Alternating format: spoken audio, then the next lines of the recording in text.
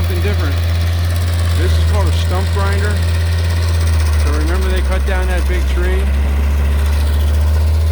There's the house.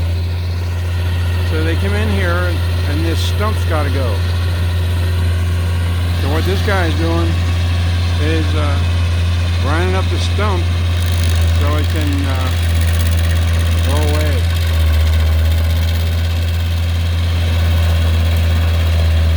He's just slowly grinding up the stump, grinding up the roots. Like a great big saw. I don't know what it looks like, but it sure does make short work of stump.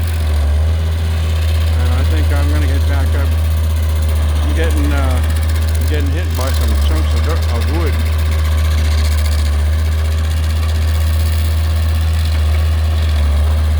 I hope you can see that. But that's the stump from the tree that they cut down.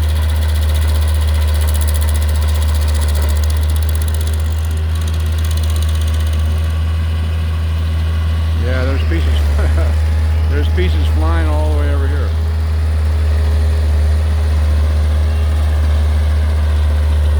That's called a stump grinder. Grind away the stump,